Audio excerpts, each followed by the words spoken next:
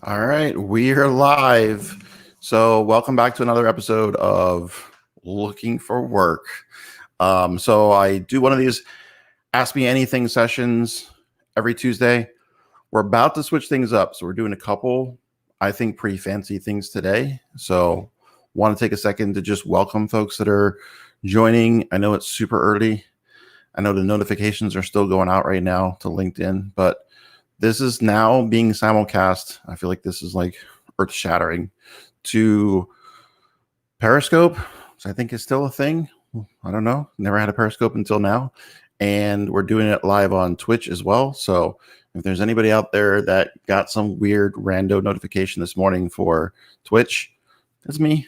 And we're just figuring out how this simulcast across all these different platforms may or may not work to help us increase the reach and help more people connect and figure out what it is that they should be doing to increase the chances that they are going to land a job in tech as quickly as possible. So that's the gist of why I do this every Tuesday. So I'm not selling anything. I think that's the first thing people think when I say I'm doing some kind of a webinar.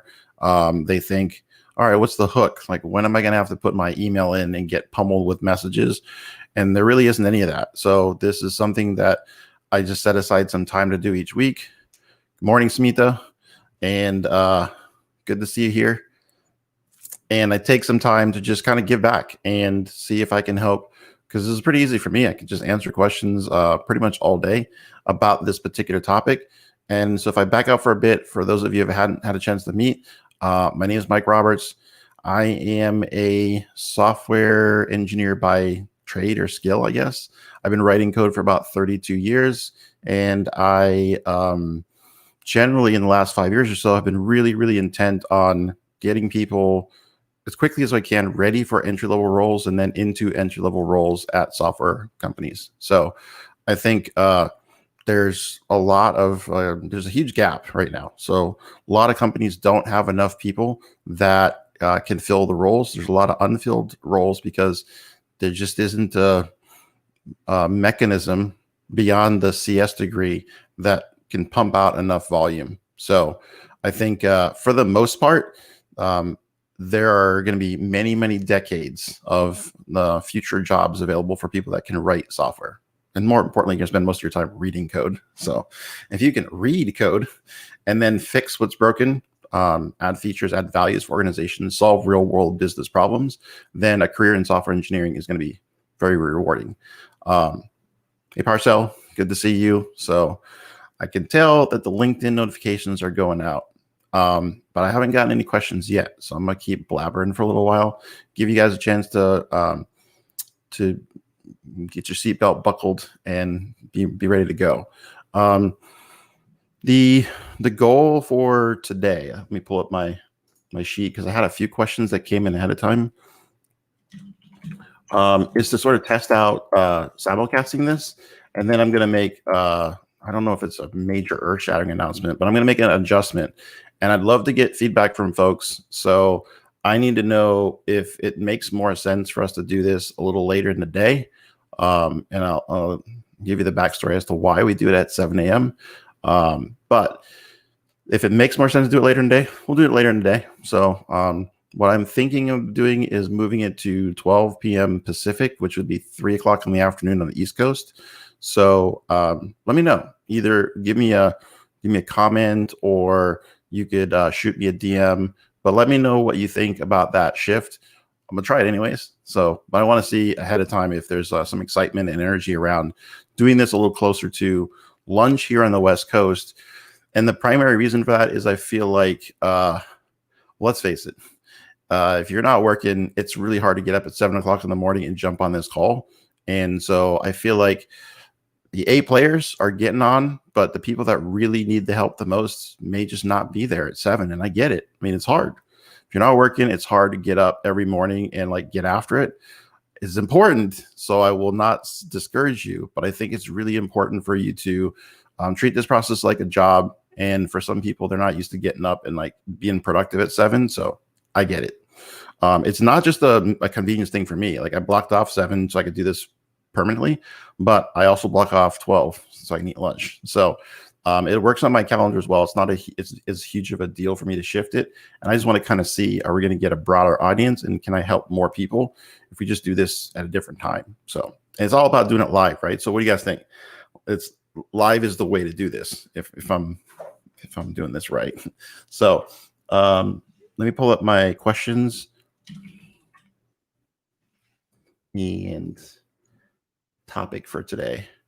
So I usually kick off these Ask Me Anything sessions with sort of a short, like pro tips session, and I'll give away a couple little things I think are valuable, little nuggets, and then I just jump into answering questions. So best way to shoot me questions is via the chat box. So you can either throw your questions into the chat on LinkedIn, you could throw them into the comment box on Facebook. We're also on YouTube right now, and I don't know, maybe the Periscope and Twitch thing are working, but I can't check. I'm a one-man shop at this point. So if anybody has those apps and you want to jump on there and see if it's working, awesome. I feel like it's a dwindling population on Periscope, but who knows? Wish there was a way we could do this on TikTok, because I feel like that's where everybody's at, taking the talk. But at this point, a couple of things I want to kind of shed some light on in terms of like actual tangible things if you're looking for a software engineering role that you could be doing right now to increase your chances. One is, talk about this all the time, but it's true. It's the biggest factor. It is the biggest thing that's blocking you, if you are not yet in a role, from being even more successful than you are to date. And that is always be coding.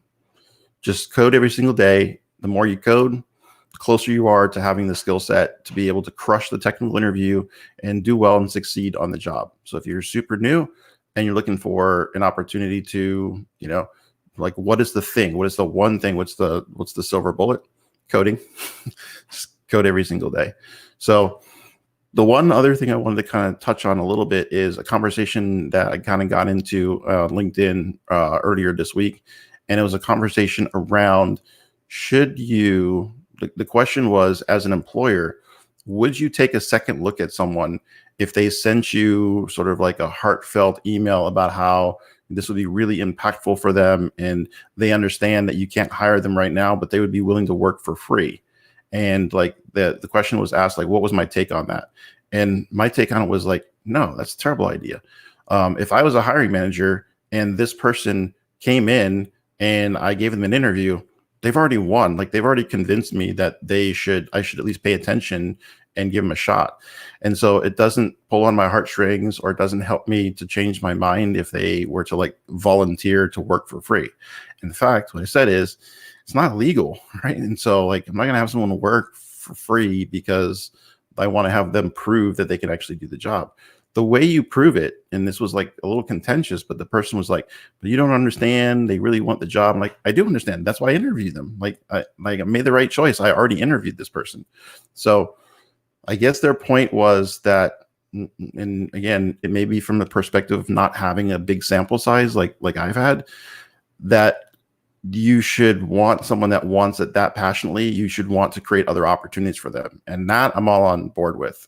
I would be more than happy to, probably couldn't hire the person because I already made the decision that it's not a good fit. So I'm not going to just like change that because the person says they'll volunteer.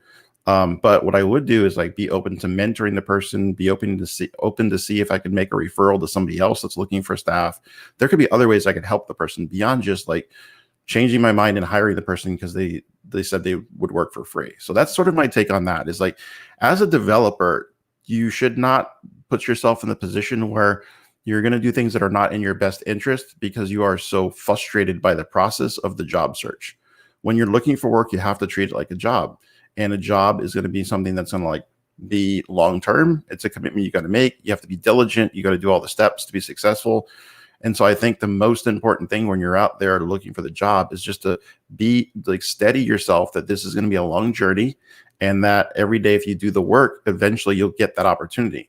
And if you do things that are more optimal, the opportunity will come faster, right? If you do things that are less optimized, the process is going to take a really, really long time. So no matter how many times I explain that to people, they still get like super frustrated early on that like they're not getting interviews. You probably will only need 1 or 2 interviews to land that first opportunity. It really doesn't take that many. if you're having more than 2 interviews, you're probably blowing it during the interview, and we got to figure out what's wrong with the actual mechanics while you're in an interview and what you're doing, what you're saying that is like turning away opportunities. So needless to say, never the free stuff, the like work for free, don't do that. Instead, you'll want to make sure that you are putting your best foot forward by working on passion projects, coding every day, working on things that you care and you believe are important. The one other piece that I am like, again, a big no free work kind of guy is because you will end up in a situation where you take your foot off the gas and you start feeling like, okay, I have this volunteer opportunity, and mentally in the back of your mind is eventually they're going to just like start paying me, and they're going to eventually, or someone else will see the great work I'm doing for this company and they will then. So this is a very different philosophy than it might be for like other types of craftspeople and artists, where you have to kind of put some of your work out and you got to kind of like demonstrate you can do the job. You can do that, and you can also serve your own itch as a software engineer. You can build things that are going to be useful for not just yourself, but for other people. So that's what I would suggest. Rather than working for somebody else and getting distracted and taking your foot off the gas, really focus on your passion for writing code and work on passion projects. So I won't descend unless somebody wants more information about passion projects. If you guys want to drop a comment in there, I'm more than happy to answer questions about that. But that's kind of my take on what happened this past week and a couple of things that kind of came up that I think would be helpful for new folks. So, hey, Matt, good morning. So question that came through is, how valuable is the experience of an open source project, especially for career changers, entry-level professionals? I think it's super valuable. And so I would just caution that you look for the best types of projects for you to jump onto. Ones where there's like lots of different contributions, that's fine. You just want to make sure that you can be able to tell the narrative about what you contributed to the project. So I think a lot of people start with like safe, like, hey, I can go in and I can like spell check the README document and I can like make suggestions and corrections. That's fine to learn the mechanics, but that's not going to win you the attention of like a hiring manager. That's just kind of sort of getting your like bearings and figuring out, how does that process actually work? How do I contribute to an open source project? But if you can just grab some issues and see if you can run something to the ground and add some value and fix something in the open source community, I think that is super valuable. And I would say, even for folks that might have imposter syndrome, and you might think, oh, there's no way I can contribute. This is a massive library, or this is a massive thing. And, you know, who am I? This is way above my, you know, my weight class. Just keep in mind that a lot of times the problems exist merely because no one has had the time to address it. It doesn't mean that it's necessarily complex or difficult to implement. It may just be that no one has gotten around to it. And so you could go in there and you might be able to very quickly figure out, oh, this person just needs maybe the code to have some options available to it that it currently doesn't have. So I could write a few lines of code and then make sure it's tested and make sure I follow the rest of what they want for contributions. And I could actually like help this person, right? So don't worry too much about the outside complexity until you get in. And then worst case scenario, if you can't figure out how to fix it and you can't actually make a contribution, you will have succeeded in getting into the code base, potentially pulling down the repository and getting it running locally. You will have succeeded in reading the other people's code, which is what you'll do a majority of your career, is spent reading code, not writing code. You will have like exercised a lot of those skills that you'll need to be successful on the job. So I think there's no better value than to just jump in and try it, or be building something on your own. So that's an awesome question, Matt. I think it's super helpful for folks to have that perspective of jump in and try and make a contribution. The other main thing I would suggest is, when you're making contributions, just make sure you're reading the contributions guides and be okay with the fact that they're going to maybe push back and they'll say, hey, you didn't follow the standard. And so we can't pull your work in, we can't merge it into the project until you make these adjustments, and be open to making those adjustments. And, you know, sometimes they're just knuckleheads and they'll just tell you, well, we don't want to do this, and they'll close the ticket. But it is what it is. You gotta make the attempt, and don't get hurt. Don't resent it. Don't take it personal. Just take it as a constructive way that within the software industry, there's gonna be lots of times where you work really hard on something, it doesn't get used. It just gets tossed away, gets tossed aside. That's just part of the process. You know, not every piece of code that you write can be used. In fact, the best pieces of code are the ones that you don't write, but you delete. That's like some next level stuff, right? So if you can delete some code, that's even more valuable than adding code. Cool. So we're waiting for more questions to come through. So I'll give another quick primer. We're moving this. So for those of you listening now, and this is like your favorite thing to do on a Tuesday morning, awesome. It's moving to Tuesday around noon, at least for one trial. And then when we try it, if it fails, then we'll do something else. But I think we will have more people that we'll be able to reach, because I think lots of my peeps right now are sleeping. It's just my hypothesis. And I get that, right? I get how it is a tough slog when you're out there looking for your first job as a software engineer. So the best thing I can suggest is keep coding and be hopeful, because once you get your first job in software engineering, if you are just a decent human being and you do a good job, you will have employment for the rest of your life. Because there's just like software is eating the world. We're going to be writing software to fix all of the automation issues and creating all these new and innovative ways of solving problems for literally the next 50 or 100 years. My lifetime and my kids' lifetime, there's going to be plenty of software engineering roles. This is just a need for a ton of software to be written. And for those that think like the machines are going to start writing the software, not going to happen. So there are still shops out there that are, believe it or not, as modern as everything is, that are literally like shipping around like plain text, like back and forth. And I know it might not mean much to people that aren't super savvy, but literally plain text back and forth for like super important systems, like how we get our medicine and how we get our mail and how we, the legal profession. The legal profession still scans documents and stores everything as a paper document in electronic form.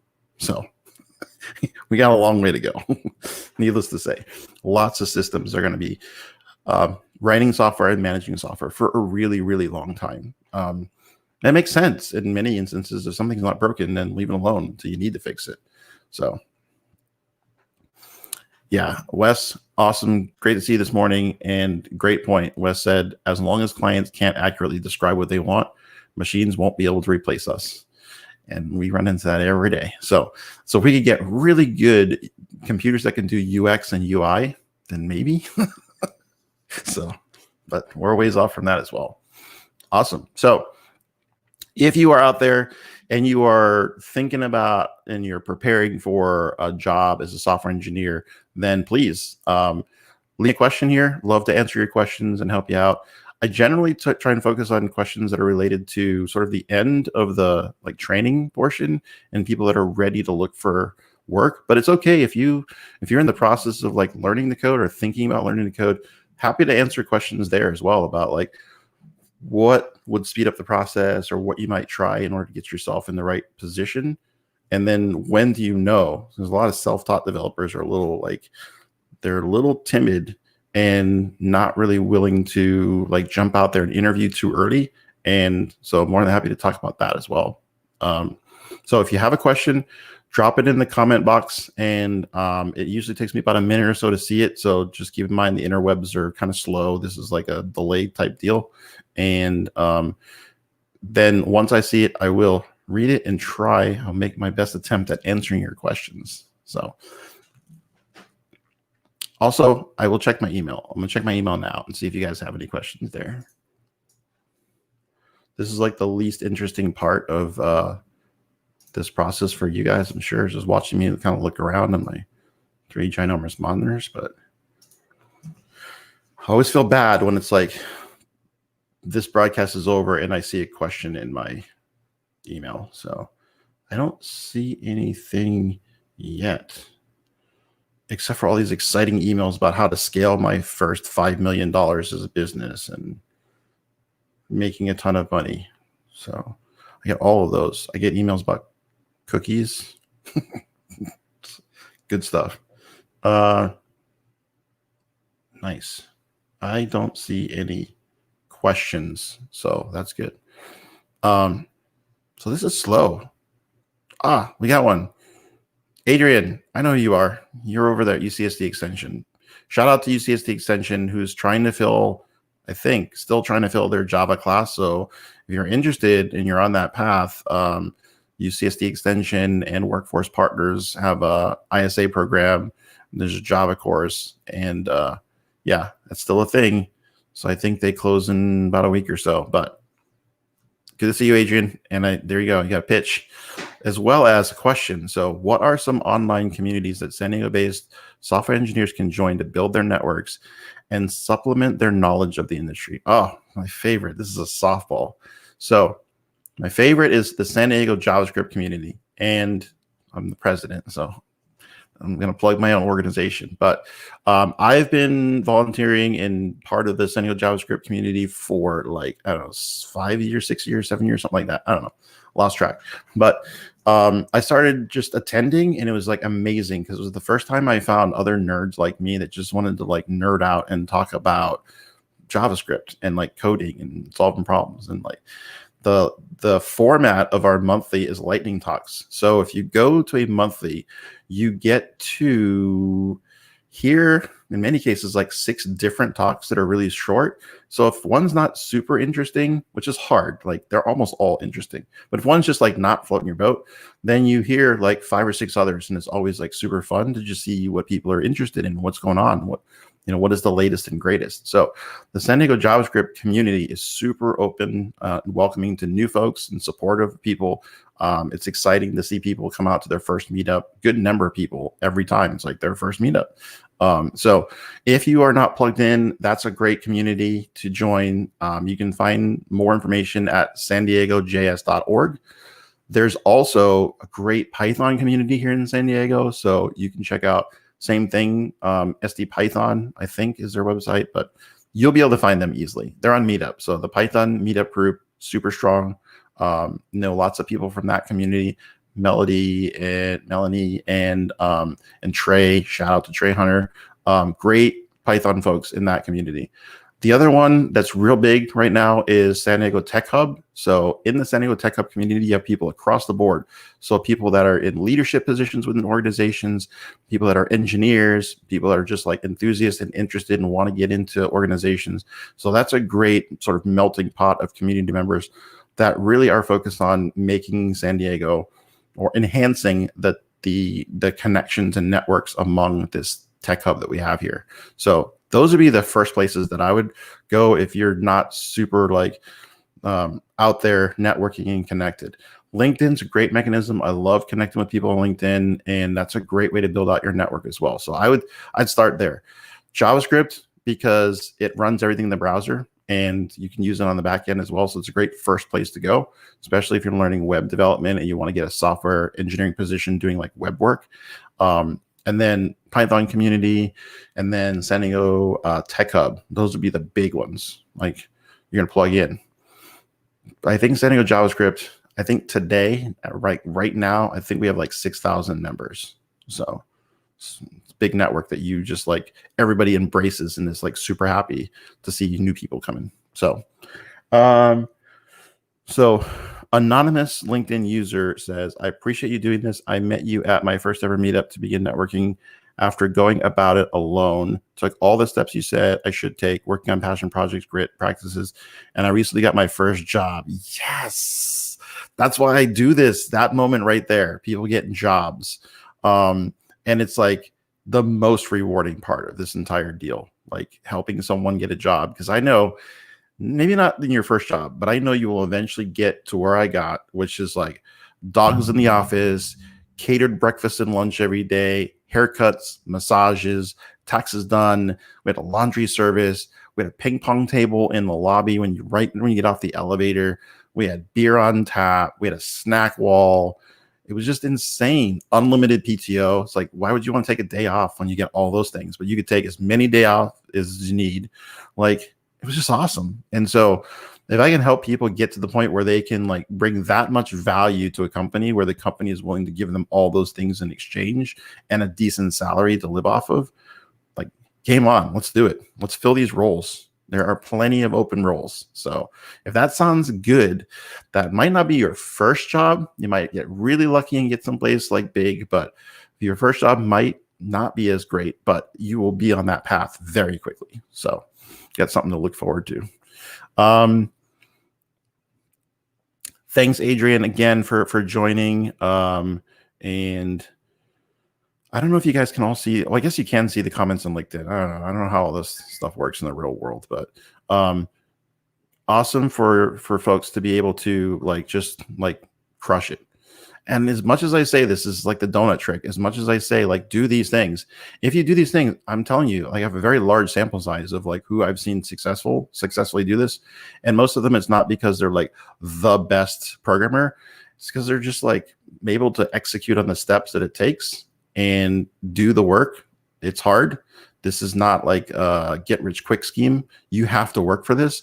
But if you do the work and you follow guidance and people mentor you and you actually listen and you're coachable, you're going to be fine. You're going to get a job reasonably quickly. So, and then you can go on and get jobs at great companies. So I think it's the best deal ever, but it's just my take. So if you have a question, please drop it in the comment box. We'll stick around for a little bit longer. We've been kind of going about 30 minutes lately because we kind of just run out of steam and run out of questions.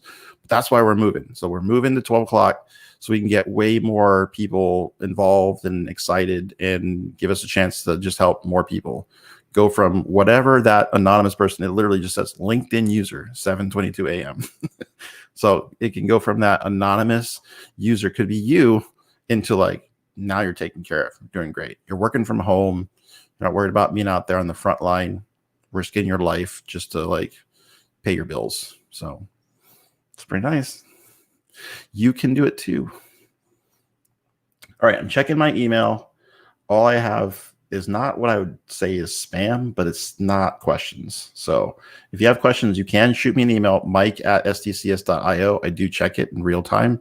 And then I also keep an eye on the chat boxes. So if you've got questions from Facebook, I don't know if it's broken, all you people out there on the YouTubes, Periscope, probably not that many people, but we're trying. And Twitch. So you could leave questions there as well. But LinkedIn is the spot. Everybody's leaving questions from LinkedIn. So Sam, good to see you. I'm missing you at the meetups, man. So what is your recommendation for expanding one's opportunities? Say you already have a solid position, but it's not as cool as the position you described. Grass is greener on the other side. I would say caution. Big orange sign that says caution. Right now, my take on this, at the current moment, is unless it is super painful and you really hate your boss, now is not the time to job jump. We're in the middle of a global pandemic. You just buckle in, do great work, and begin to network with folks. And if you have sort of a top 10 where these are the companies you'd love to work at and this is what you're striving towards, then start having conversations with engineers and start networking with those engineers and share a little bit about some of the side hustles and passion projects that you're working on beyond your day-to-day work. And because you may not be able to share your day-to-day work, right? But you could maybe share some interesting things that you're working on. Start building out that network, and then wait until there's a solid, legit opportunity that people are coming to you and saying, I think, Sam, you'd be a perfect fit for this. Because if you jump too quickly because you're I just think I could get a better deal somewhere else, and you find yourself on the outside of the bubble, I'm not going to say I would laugh at you as a hiring manager, but I'd be like, bro, it's a pandemic and lots of people are not working right now. Stay where you are. And unless it's super painful, let's ride this out at least until next year, right? Next year, I think what's going to happen, this is my prediction. Next year, when the economy sort of roars back, when we kind of get this health situation taken care of, because largely the economy at this point is driven by this artificial healthcare, everybody having to kind of adjust to working from home, and some businesses that just can't work right now. Once that's done, I believe the economy is going to roar back, and then people are going to be literally trying to get software engineers, doing anything they can do to get software engineers back into their shops. Everyone's hoarding cash right now and trying to be super lean. So the opportunities are smaller in number, but there's still plenty of jobs out there, right? So I don't want to say there's no jobs. There's plenty of jobs out there, but it'll be insane next year. And so if you can hold and you can create networks, then you'll get multiple competitive offers next year. And so the question is just how much more do you think you'd make between now and the middle of next year if you jumped right now? And if you jump too early, like right now, then next year when it's really good time to like think about moving and going somewhere else, now you're gonna look like a job jumper because you've only been on a job for like 3 months or so. So I'd say not a bold move to move right now. But that's just my take on it. That's just my raw, unfiltered. I don't know your individual situation.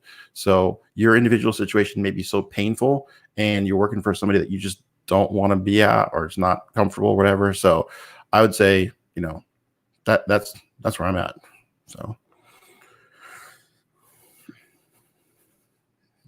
any other questions? I know there's like a little delay between my rant and when you guys finish hearing my rant. So drop them in there. Don't be shy. I'd be more than happy to hang out here the full hour. But if it turns out that like everybody's just trying to get started on their day and their heads down, trying to dig into their spreadsheets and figure out who do they need to follow up with, I get it. So I get it. Just checking my messages, see if I've missed anything. Nothing on the LinkedIn side. Nothing on email. All right, we're starting to slow down. So I see +1. What Mike said, companies are hiring, but it's slow right now. Yeah, it's slow. I mean, you got to remember, it should be slow. If you're a wise hiring manager, you're going to hire slow. You're going to fire fast. Budgets are kind of like a little shaky because the revenue might not be there. So people are trying to really adjust and figure out how many roles do they need to operate. Can we be cautious so that we don't blow through our budget and have to lay people off, right? A lot of companies are thinking about like, how do we do reductions in staff so that we can just be more like profitable until we can ride this thing out. So, question, what qualities do I look for in a junior developer? So, I am always looking for the best athlete and not position player. So I'm looking for someone that has a high upside. That is typically like, hey, they've got the basics, they've got the fundamentals. I know they can come in, and yeah, I'm talking about when I hire. So I'm looking for someone that I think that can come in and maybe not make a huge impact now, but they'll be super coachable. They're motivated by the right reasons. They see in themselves an upside and are not going to require me to like, just like they're not a kick me personality, right? Where they have to be kicked every day to like get something done. Instead, they're not a paycheck player.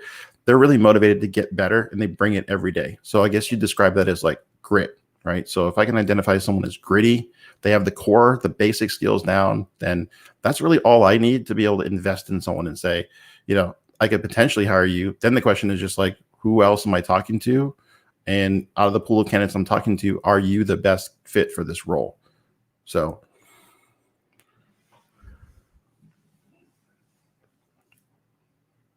is that helpful? I know that's like super vague for some folks. They want to know like, so how much JavaScript do you need to know? And it's like, enough, right? So it's more important to me actually. So I'll give you a pro tip. I will ask people during an interview, I will ask candidates, how would you rate your JavaScript skills? So think about that for a second. I say, how would you rate your JavaScript skills? And it's interesting because sometimes people will ask, well, what do you mean? Like on a scale of 1 to 10? And so when someone asks that question, it means something to me. And I'll have to dig a little bit deeper the rest of the interview, but this is very behavioral based. So if I say, how would you rate your JavaScript skills? And the candidate says, on a scale of like 1 to 10, I'll say, sure. Standard response every time. I'll just say, sure. I don't want to acknowledge and like put too much effort in it. I'm very stone cold faced. But what it tells me is it sends a signal to me. It sends a signal that they're looking for like validation and they're looking for like, they might have a personality where they want everything to be like approved and they want to be right. And they want to like every time they want to answer the question to exactly the right standard. Other people will just immediately just give a number. They don't give the scale. They're just like 7. And I'm like, okay, 7 out of what? 7 out of 7? And they'd be like, no, 7 out of 10. And again, I can see how kind are they? Do they respond in a kind and a polite way? Or are they kind of rude? Like, of course it's out of 10. I said 7. You should know it's a 10-point scale, right? And I've had people say that. And I'm just like, all right, not hiring you. So So I asked the question for the question is being asked for multiple reasons. It's being asked to see how you respond to the question. What assumptions do you make? How clear are you when you communicate it? In addition, I want to know how self-aware are you of where you rank yourself. It also helps me to determine, am I going to ask you really hard questions or easier questions? If you rate yourself a 9 or 10, I'm going to probably embarrass you for the rest of the interview. So never tell me you're a 9 or 10. Unless you're literally sitting on the TCE steering committee, you probably shouldn't be rating yourself a 10.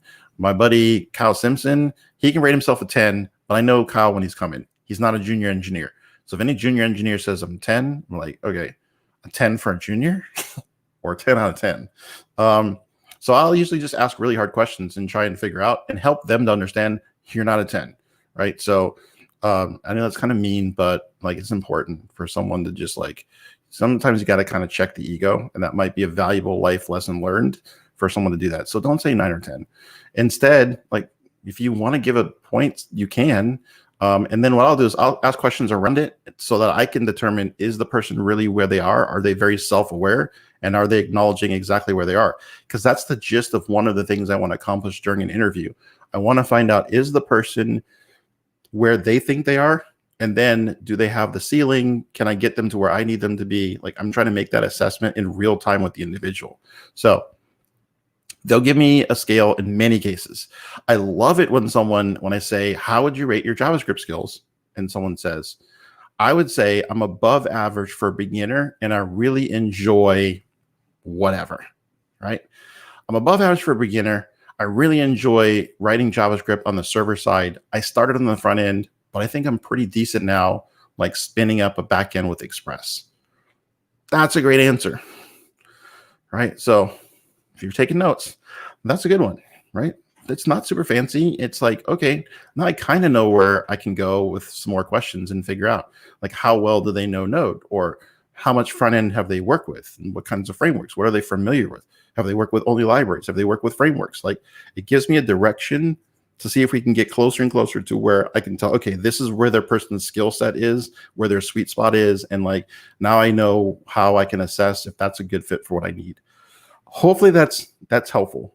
I know that's a little deep for like a simple question, but like that's what I'm trying to figure out when I'm asking someone a question as simple as, how would you rate your JavaScript skills? So one piece of preparing for the interview is thinking about like, when I ask a question, what am I really looking for? And in some cases, it's like, I want people to like get it and shoot from the hip and give me an honest and reasonable response. In other cases, it's okay to ask for clarification. It's like, how do you ask for clarification? Does it make sense when you're asking, like, what are the questions? Are you asking really good questions in response, and not like the 5 questions that someone told you to ask at an interview, but you're asking like relevant questions to the conversation that we're having?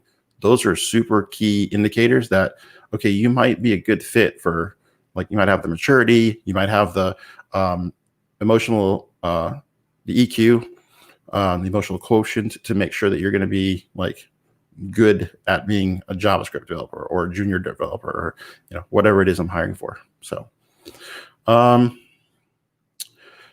question from a LinkedIn user. Oh, we got someone on Twitch. So Twitch is apparently working. That's awesome. So for the Twitch user, you're in a small pool of folks.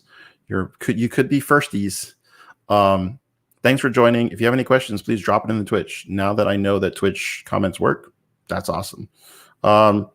Question from a random LinkedIn user. At what point should a junior reach out for help after trying to resolve the issue on my own? So this is kind of like a, if I'm on the job as a junior engineer, how much time should I spend before I go get help? I would say err on the side of going faster until the person's like, yo, bro, stop interrupting me. I got to get some stuff done. I'm heads down right now. I'll help you later. So until you see some frustration, go fast. You want to make sure you're going through a process and you're saying, okay, the first thing I'm going to do is I'm going to start Googling. I'm going to see if I can find a solution for this. The next thing I'm going to do is I'm going to look at some other pieces of the code and see if I can see a pattern that I can pick up on. Then I'm going to prepare to ask the question and mentally go through all the questions in your mind that you're going to need to be ready to answer when you go talk to your senior engineer. Like, what is it doing? Why do I think it's doing that? what do I think it should be doing that's different? And, be able to properly explain like what it is that you're working on, right? If you can then explain all of those things and you've done the rubber ducking, right? That's why I got the duck over there when I need it, right? That rubber duck, you're going to pull it out. You're going to ask yourself those questions and see if you can answer any of them. If you can answer them, then you're done. Like there can be some percentages of the time that you start walking yourself through questions. You're like, got it. I need to look at this. Make sure you've eliminated all the other things, and then you go ask them. But that said, if it's what you think and what maybe your team has sized as what could be called a simple task or an easy task, and you've been spending like an hour spinning your wheels, eject, get help. Because what they don't want you to do, and I'm sure they tell you this all the time, is like, don't waste a lot of time being stuck. Just ask for help. They want you to get reps and get some experience, but they don't want you to waste time. So that's the key. The key is like to get reps. But like as soon as it's not productive and you're spinning your wheels, get help, because it's a waste of time. They can probably look at the code and immediately tell you what's wrong if you can communicate those things. And more importantly, when you answer the question of why you think it's doing what you think it's doing, that helps them to coach you and say, well, okay, the way you're thinking about it is not actually how it works. So I have to actually like teach you, and you need to learn this particular concept. And if you didn't get that help, you'd never solve the problem because you're still thinking about it in the wrong way. So being able to like ask the right questions is, I think, the important thing. That will not, like, as a software engineer, if you bring me those 4 pieces of information, I'm not nearly as like frustrated as like when you don't and you can't communicate and you keep coming back up to me and asking me small steps. I'm like, bro, you didn't even Google this. Watch. And I put in a couple of words in Google and the answer comes up as the first one. It's like, I can tell you didn't even make the effort, right? But it could also be a communication thing where you're just not able to effectively communicate, which is why I always say if you're doing code challenges, you got to partner up. You got to do a code challenge when you're practicing for an interview with another human so that you can talk through. You've got to ask questions so that you can get better at forming the technical language to communicate your thought process. So that's why at first it's fine to ask lots and lots of questions. Just ask them in an educated way and provide the feedback that the senior engineer needs to fill in the gaps and get you up to speed very quickly. Because a lot of times if people just give me all of those facts, I can literally tell them, well, it's probably this. Go check that out. And then take that piece of information and go check it out. Don't park yourself next to the senior engineer and say, hey, I'm going to try it right here. It's like, no. They put you down the right path. Now go eject, go sit back down, work on it for a little bit. If you get stuck, then come back and like talk to them again. But there's nothing worse than someone being attached to your hip because you told them to try something and they didn't trust you. That's what it seems like. It's like a trust issue. It's like, I told you it was this. So like, just go away, go work on it. And if you get stuck again, come see me again and I'll help you out. It's almost as bad as the backhanded compliment of, you were right. Like, I know I was right. That's why I told you to do it. I find that hilarious. Like, hey, just, Mike, you're right. You told me to try this thing and it worked. I'm like, yeah, that's why I told you to do it. So that's a real common one. So I like that question. That's a really good question. How long is too long to be stuck? Go early, go often. What else? Any other questions? Some good ones today. Man, I want to get to the point where I get so many questions that I have to like choose random questions and then like, let's get there. So tell all your friends, join every week. But remember, starting next week, we're doing it at noon, which means I'm not even going to have artwork after this is done. I'm going to have to make new artwork so that when we re-announce this for next week, it's people don't show up at the wrong time. So that would be embarrassing. All right, I'm checking my email. I got some LinkedIn messages coming through my email. Got more spam or not spam. I don't know. Great advice. Thanks. I think so. The true test is if it actually works, though. So, but please don't come back and say, you were right. That's the worst. All right. So if I don't get any more questions in the next few minutes, we're going to end a little early. I'm going to give you back 14 minutes of your life so that you can focus on the work involved in looking for work, right? So embrace it. This can be fun. I know a lot of people stress out, but like, this is going to happen. Like, you're going to have these times where you have no answers and you got to search for them. It's going to happen every day, actually. So, all right.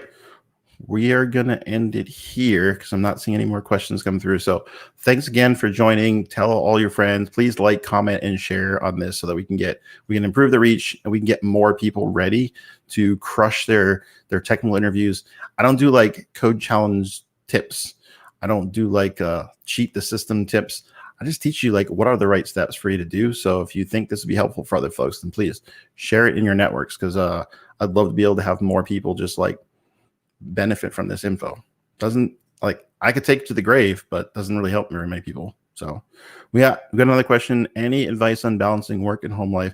That's tough these days. So here's some things that I've been doing. So I'll just share like what I can think of off the top of my head that I think helps. One is having space. If you have the fortune, the luxury of having, like I own a house. So each of us have our own quadrant or spot. So I have an office. My wife has an office. She's been working from home a lot longer than I have. And then my son is now at the Roberts School for Gifted Children, which is about 100 feet or so behind me. So the Roberts clan has space. We're spread out. So if you can, it's great to be able to spread out. So everybody has their own space because even if it's a less than optimal, like being on top of each other is kind of tough. So the work-life balance, again, then if you can afford it, should be separated from like your personal life. So I try and keep everything in the office and I try and if I can, when it's possible, I can't always do this, but like take lunch, not at my desk, which I might do under normal circumstances. And I used to just like eat at my desk and like, you can't do that. When you're working from home, you got to come in, get some stuff done. At lunch, you need to go sit like in the living room or somewhere else, go outside, go for a walk. You got to get out of the environment because your body physically needs to see that.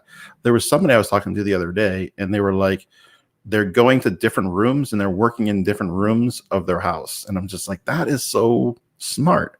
So try it. See if there's a way that you can work in different environments, even if it's like working out on your balcony for a few hours, going to the beach. Everybody always talks about going to the beach to code. This would be a great time to go to the beach to code. So like try and mix up your environment. That's how I think you balance the work home life as we're all working remote right now. In terms of time and stuff, I am not like, I'm be the truth.